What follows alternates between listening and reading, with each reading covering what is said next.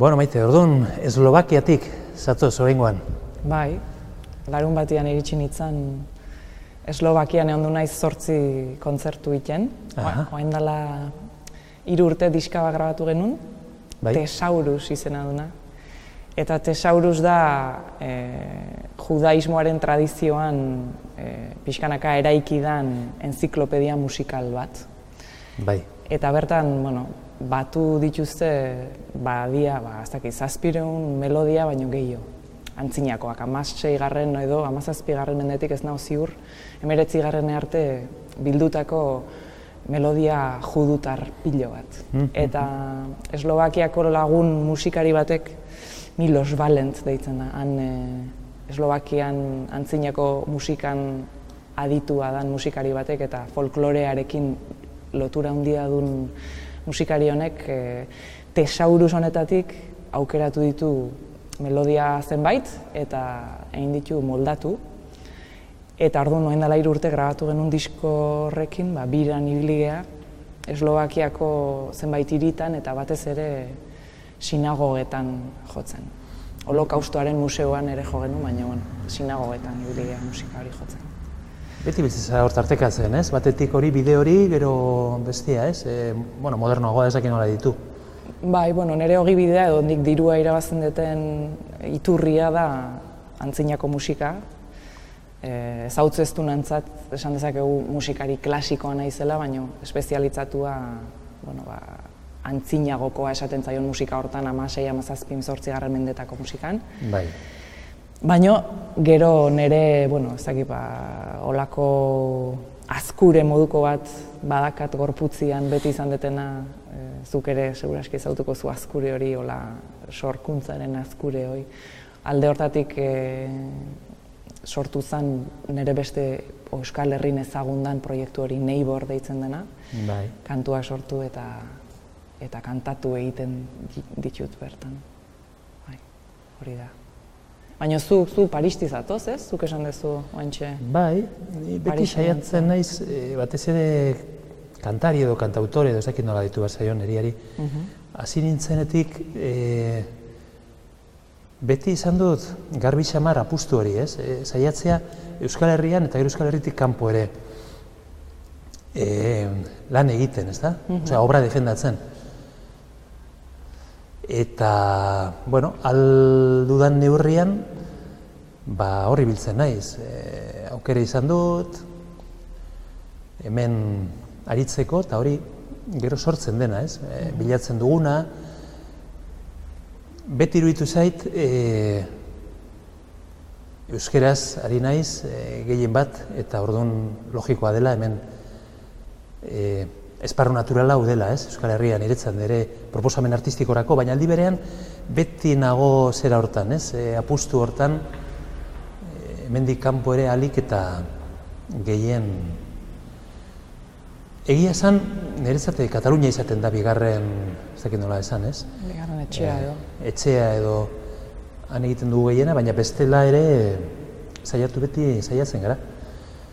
Naiz eta ez dakit, zure iritzia zen izango den, baina iruditzen zaite esaten dugunean, euskaraz aritzea ez da handikapa. Nik uste komeni zaigula, ez da, gauzak diren bezala esan eta egia esatea, ez da? Nik uste dut euskaraz kosta egiten dela hemendik kanpo lana lortzea eta gure obra zabaltzea. Nik uste dut, ez dakit zure esperientzia zin den, baina... Niri egia esan miresgarria iruditzen zaite zure egiten aizean bide hori, ez? Nik Neibor batez ere Euskal Herrian garatu dut eta Euskal Herrian gertatu da. Euskal Herritik kanpo egiten detena ez da Neibor da, beste gauza bat. Hizkuntzatik haratago dijoan zerbait. Orduan, nire bidea oso desberdina da. Horretik esatizut, miresgarria iruditzen zait zure euskararekin sortu dezun lan hori Euskal Herritik kanpora bideratzea, ez?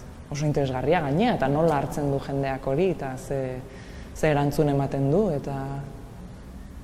Bai. Zer noski euskerak muga ditu alde hortatik, hain hizkuntza isolatua izan da, hain hori, hain ulergaitza jende askorentzako, ez bait dauzka beste hizkuntzekiko erreferentzia puntuak, hori... Ulergaitza eta gero fonetikoki ere jendeak esaten dizunean, inglesa ere ez dugu ulertzen eta oso gustora entzuten dugu eta hori, baina hor badago diferentzia handi bat, ez? Eta hori onartu beharko genuke, hori hola da, osea, fonetikoki inglesaren fonetika hori, bueno, zure kasuan inglesan menperatzen duzu, baina esan nahi dut, musikalitate hori hizkuntzarena oso familiarra zaigu. Beti danik entzun dugu musika inglesez, baina zujaten zara, ez dakit nora, Italiara edo, ez dakit, Marruekosera, eta jendearentzat euskararen fonetika hori, sonoridade hori, arrotza da. Alde hortatik ere ez da erresa, baina, bueno, nik hori ez dut esaten geldiarazteko eta jendea desanimatzeko kontrakoa, garbi izan dut, ez? Beti danik saiatu naiz bi norabide horietan, ez? Bai, egia da, baina akaso igual segun ze zirkuitotan, ez? Akaso zirkuito komertzialagoan bai iruditzen zaitela euskararen lekua zailagoa dela, ez? Nik nire esperientzia oso txikia da, ez? Baina Neighborren bi disketan hizkuntza desberdina daude, ez? Euskara dago, inglesa ere bai, eta gaztelera ere bai, gutxien, baina gaztelera ere bai. Eta egia esan, balantze bat egingo banu, ustet orokorrian euskaldunak ez dian entzule gehienek, diala nire bizi, ogi bideko musikari dia, baina ez euskaliztunak, baizik atzerritarrak, askok esan diate, asko gustatu zaizkiela, edo gehien bat gustatu zaizkiela euskeraz abestu dituten kantuak. Eta euskeraz kantatzen detenean, dirudinez nire ahotsak ere kolore berezi bat dauka, beste hizkuntzetan desberdina daukana, ez? Eta nahiko harrigarria iruditu zaitzen, niretzako ere hitzekiko harreman estua daukat, eta orduan iruditzen zait entzuleak hitzak ulertu nahi ditula, ez? Baina, kasu askotan ez da hola. Jende askok ez ditu hitzak entzuten, ez ditu hitzen esanaiak jakin ere egin nahi, ez dauka inungo harremanik horrekin. Igual kantariak bai, ze interpretatu egin behar dulako, ez? Baina askotan entzuleak ez. Eta hori asko gertatzen dago, nik musika asko interpretatzen dut alemanez dana. Eta bajen musika asko alemanez dalako. Bai. Askotan nik alemanez dut hitz egiten. Orduan gauza asko igual ez ditut ulertzen. Baina musika berdin iristen zaitez. Orduan... Grazia egin dit. Kontatu duzunak, orain dela gutxi Pablo Guerrero, historikoak, esaten zidan me gusta más cuando cantas en euskera, Javier. Eta gelditu nintzen, kuriosoa da, ez? Tipo bat, Extremadurakoa, Madrilen bizitza osoa daramana, baina eta euskeraz, ez dakit, samurrago, derrexeago edo sartzen zitzaion, gazteleraz edo, bueno, abestu ditudan, erabili ditudan beste hizkuntzetan, baino. Eta, bai, bitxia egiten zait. Nik uste gauza nahiko pertsonala dela hori, ez musika nola entzun eta zer entzun, ez? Esan teizut, nik hitzekin lotura handia eukidet beti, gustatzen zaitu ulertzeaz, kantua, zeri buruzkoa dan. Baina musikari asko ezagutzen ditut, ez dutenak. Sekula kantu bat 1000 aldiz entzunda ere, letra gogoratzen ez dutenak. Eta kasu batzutan ere gertatu izan zait, oso, Josh, nirekin Neighborren aritzen denak, esan dit, behin kontatu zian, Brahmsen liderrekin gertatu zitzaiola, Brahmsen kantuak, ez da? Musika hori asko maite du, eta alemanez dia, eta txikitatik entzun dut, behastatu baturra da, eta alemana etzun hitz egiten, eta asko maite zitun. Eta letra horien esanahia jakintzunean edo begiratu zunean, ia jasangaitza egin zitzaiola musikaren eragina, gehiegizkoa bezala. Eta normalian nik, euskerazko Neighborren kantuak behai bidaltzen dizkio danean, behak ez du ulertzen zein den, ez du euskeraz dia, eta ez daki zeri buruzkoa dian. Eta askotan oso esperimentu polita izan da, hori bilon artean garatzia, zenik igual gai niretzako mingarrio triste batian oinarritutako kantu bat bidali diot, eta beak batzutan horri bilatu dion akonpainamentuak ez dakan horrekin zer ikusirik. Baino gero kombinazioa oso polita izan da, batzutan. Orduan, ez dakit. Entzuten badezu, entzuten badezu. ez nauia da bakarri.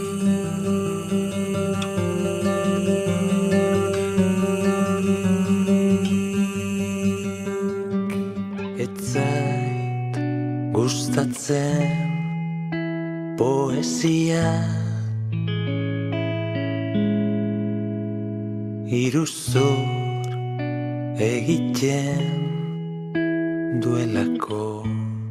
Ni musikan hasi oso txikia nintzela hasi nintzen, 5 urtekin. Gurasoek bazuten zerbait, obsesio moduko zerbait eskusoinuarekin, akordioiarekin. Eta, bueno, niri eta gero gainerakoei berdin. Osea, ja llegatu zirenean adin batera, akordioa ikasi behar, derrigor, ezta? Eta hola hasi nintzen, eta txapelketak eta mundu horretan, lehiaketak eta partituraren mundu horretan, ordua sartu behar. Eta askotan esan dut, ez? Nik horri bilatzen dio da alderdi ona, ez dakit, batez ere, nera bezaroan eta hori, ez? Zenbaitetan, garai haietako, ez dakit, krisialdiak, en fin, momentu txarrak eta musikaren bidez eta bideratu ahal izatea, baina beste aldetikan disiplina eta izan nahiko gogorra zen, izan zen nahiko gogorra 7 urtekin, zuk Holanda ondo ezagutzen duzu, eta 7 urtekin Holandan nengoen, ja lehiaketa batean, 8ekin Parisen, Italia, Riminin, Bonn, Alemanian, en fin. Eta zegoen presio handi bat. Presio handi bat, eta lehenengo gelditu behar, eta irabazi behar, eta hori guztia, ez? Eta horiek izan ziren hastapenak, zu biolinakin hasi zinen, edo... Bai, ni biolinakin hasi nintzen. Baina ez dakit, zuk esan dezu zure gurasok obsesio moduko batzakatela soinuakin, ez dakit zan guraso guztin obsesioa zer, baina Euskal Herrin zirudinez eskusoinuaz haratago instrumento ugari, musika tresna ugari ez zeudela ematezun. Nire goatzen naiz, egia esan nire gurasoek etzakaten inungo musikarekiko. Bai, etxean beti kantari ibili dira atxatama, baina musika ikasteko ez zidaten inoiz planteamenturik egin. Ni izan dirudinez esan nuna, musika ikasi nahi nula. Zenbat urtekin? Ustet 7ekin. 7ekin hasi nintzen solfeo, lehendabizi solfeo urte bat behartzen da, gero instrumentua aukeratu behartzen da. Instrumentua aukeratzeko garaian, amak esan zuen eskusoinua oso polita da, eta nik dauzkat anai arreba zaharragoak. Orduan, nik 7 urte baldin manitun, nire anaiak zeuzkan 19, eta nire aizpak 18. Orduan, rebelde zeuden erabatez eta eskusoinua esan zuten, eskusoinua ez. Eta netzako nire anai arrebak nola, eroe moduko batzu zian. Erreferenteak, ez da? Bai, hori da, erreferente batzu, ez, orduan eskusoinua ez, eta orduan biolina aukeratu nun. Eta, ezakit, oain dela gutxi galdetu ziaten beste elkarrizketa batian zehatik aukeratu nun musika. Eta egia esan horri buelta batzuk eman da, iruditzen zait ez nula aukeratu. Ze, umia izan da, ez dakit aukerak oso kontzienteki egiten dituzun. Orduan, iruditzen zait musikak aukeratu ninula ni, nola baita ere. Zerbaitek dei egin zidan alde hortatik, baina ez zait iruditzen kontzienteki aukeratu nunik. Batez gurasok ez zeukadalako inolako presiorik alde hortatik.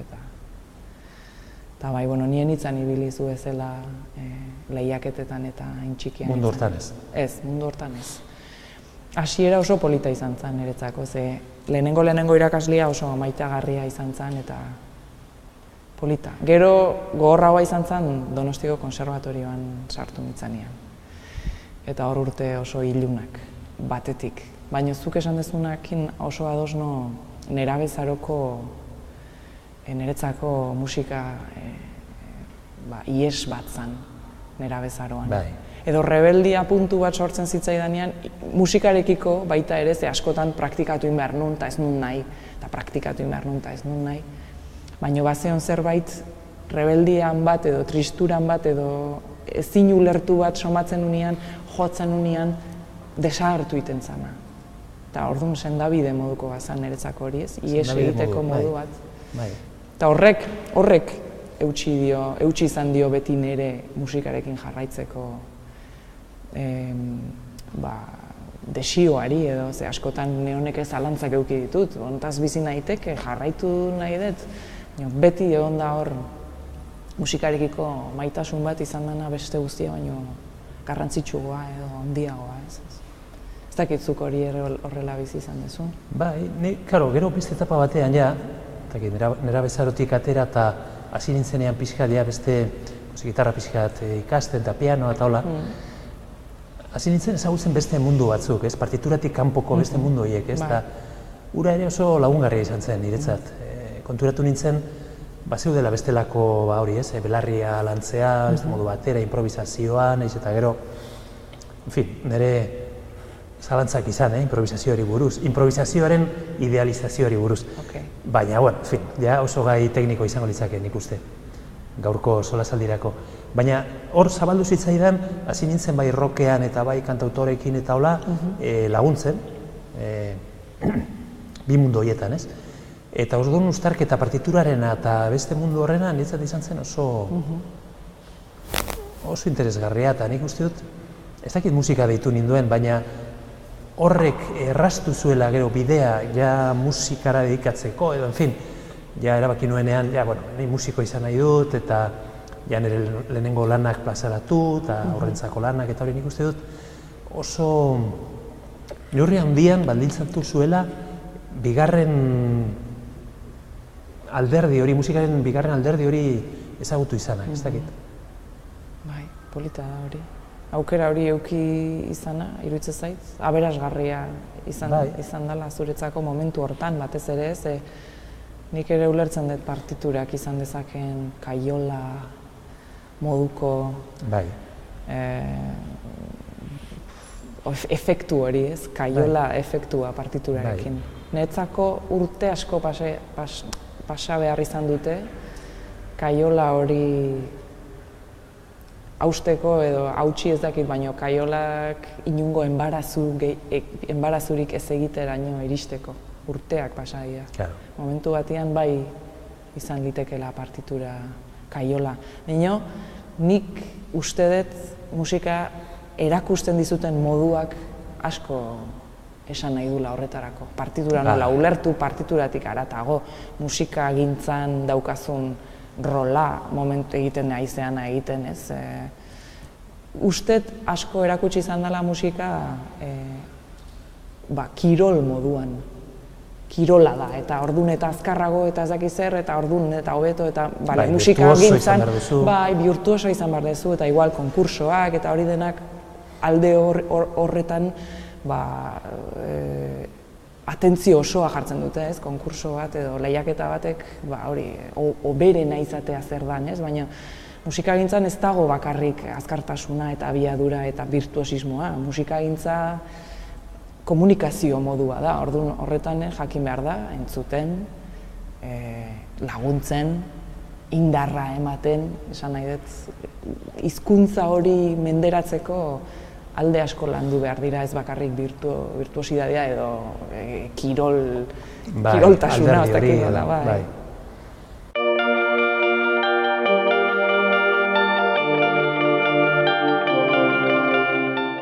Musikak beti izan du denbora pasaren papel bat, ez?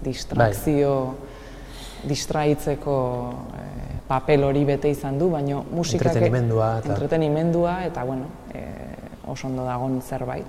Baina musikak beti hasieratik iruditzen zait lotura handi bat izan dula sakralitatearekin edo zelebrazioarekin. Zelebrazio ez bakarrik gauza alaiena, baizik eta momentu latzena adibidez, ez? Musikak beti izan du papel importante bat, norbait hiltzen danean edo tristura bat gertatu danean hori adierazteko bai sortu duenak eta bai jasotzen duenak, ez?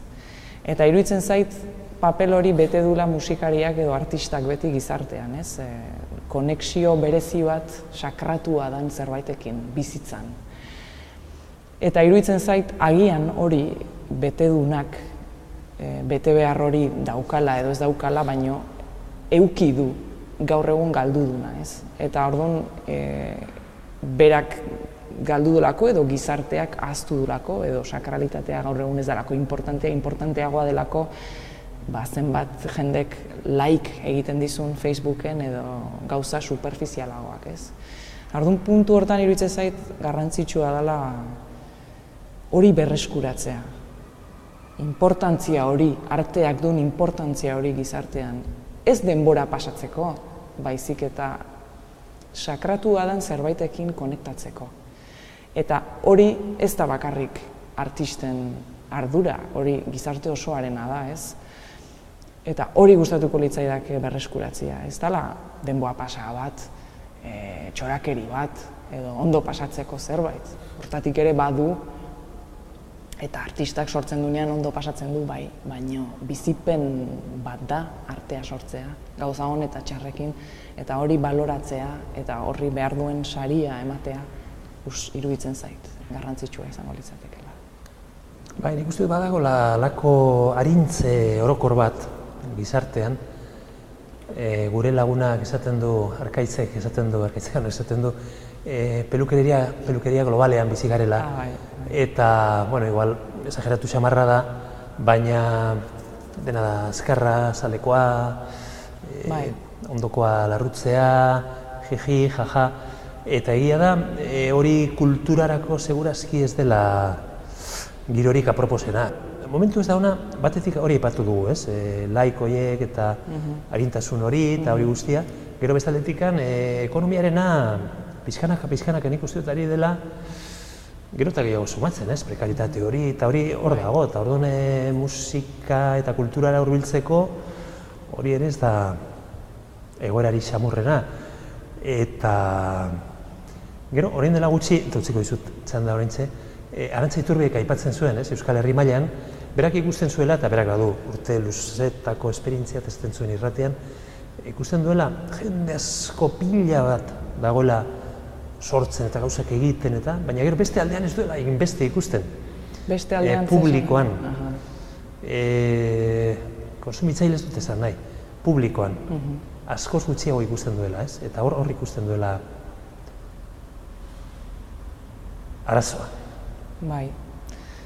Eta ez dakit ez ote dan nolabaiteko hipnosia dagoelako teknologiarekin, ez? Internetekin, gero noski musikaren kasuan, musika entzuteko edo, bueno, bai, musika entzuteko modua aldatu egin da. Lehen diskak erosten zian, orain internetez jaitsi ditezke, ia ez dakazu objektua eduki beharri, kontzertuak zertako joango zea, bideoak ikusi ditzakezu nahi dituzun moduan interneten, orduan bai, hori egia esan aldatzen nahi da, ez? Baina hala ere, nik uste zuk esan dezun hori ez etxitzearena guretzako oso garrantzitsua dela, ze gauza bat zuzenean bizitzeak ez dauka inungo zerikusirik interneten edo ikustearekin, ez? Musika zuzenean beste gauza bat da. Hori izango litzake bizitza zuzenean biziko ez bazenu bezala, bizitza virtualki interneten biziko bazenu bezala, ez? Ez dauka inungo zentzuik, gauza plastikoa da, artifiziala, ez? Eta ez dakit. Zu lehenago esaten zenidan, hasi aurretik, eta uste dut oso importantea dela hori. Guk geuk egin behar dugula defentsa hori, ze sinisten dugu hortan.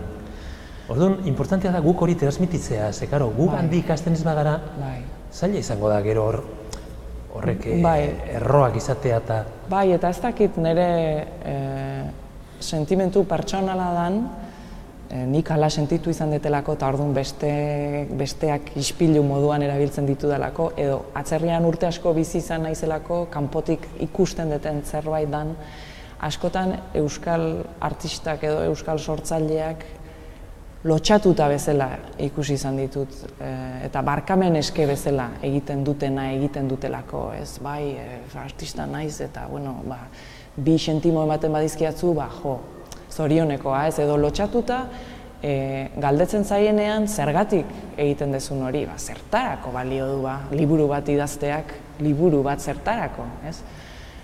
Eta iruditzen zait, ez daukagula lotxa eduki beharrik. zergatik eduki behar dugu lotxa? Behar dan zerbait izan da, gizaki izan danetik, lehen aipatu dugun kobazuloan marrazkiak egin zituen momentutik, ezur bat ustu zuloak egin eta txoriak imitatzen hasi izan momentu horretatik, behar bat izan du sormenarekin kontaktuan egoteko. Gu ere sortuak izan gehalako. Eta horrek bere burua eta bestea ere nolabait sendatu egiten dulako, ez? Ez daukagu horregatik lotxa eduki beharrik, lotxa beste gauza batzuk eman behar lukete. Iruditzen zait, ez dakit. Egilea batzuetan lotxatuta ikusten dut, eta beste batzuetan negarrez. Eta nik uste kejatzeko motiboak badaudela, ez? Orain dela gutxi Zaifer Betoriak esaten zuen, kulturarako diru asko dagoela. Esaten dugu beti, kulturarako ez dago diru asko dago, baina karo dago azpiegituretan, eraikin erraldoietan, hor langile askorentzat, kudeatzaileentzat, esan nahi dut, baina egileentzat ez dago apenas dirurik. Orduan, hau ez dut esaten negarri egiteko, baizik eta errebindikatzeko, ez? Hain zuzen ere, oso beharrezkoa eta oso importantea delako egilearen edo kulturgilearen figura gizarte edo kolektibo batean, ez? Orduan, Javier, zer iruditzen zaizu? Gaur egungo panoramai beida leihoak iriki behar diala, edo leihoak irikita daude, edo zuk zure azken lanai aipamena inez zeri ireki diozu leihoa, edo aspalditik zeneukan irikita? Nik uste dut leihoa ireki beharra dagoela bai, eta ahal bada behintzat argia eskaini, ez?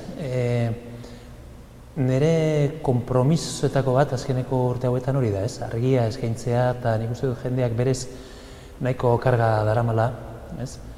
Norbere bizimodua eta orduan argia eskaintzea ondo dagoela. Ni azkeneko lanean saiatu naiz oso eroso sentitzen nintzen eta pixkat esperimentatzen eta beste bide batzuk jorratzen, ez? Hori izan da apustu nagusi, askotan aipatu dut hilabete hauetan. Baina apustu hori egin nahi izan dut eta beste territorio batzuk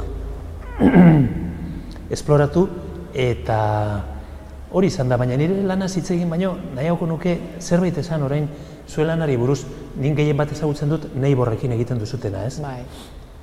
Eta badakizu kontzertuetara joan izan naizelako eta hori gustoko dudala eta aipamen berezi bat egin nahiko nuke, batetik badago kalidade bat eta asko eskertzen dudana, ez? Osea, dago kalidade bat niretzat, en fin, nabarmena. Eta gero bestetik gustatzen zait, kalidade horrekin batera dagola halako puntu bat jostalaria edo, nik gero eta gehiago baloratzen dudanak kultur, eta bueno, aplikatuko nuke inkluso maila pertsonalean, nire bizitzari eta guzti, ez? Iruditzen zait alderdi ludiko hori dagoena, zuen proposamen artistikoan, nun eta hemen, adibidez, niri hemen Euskal Herria iruditzen zait, bueno, falta izan zaigula hori, ez? Eta asko eskertzen dut. Jo, pozten naiz, egia esan.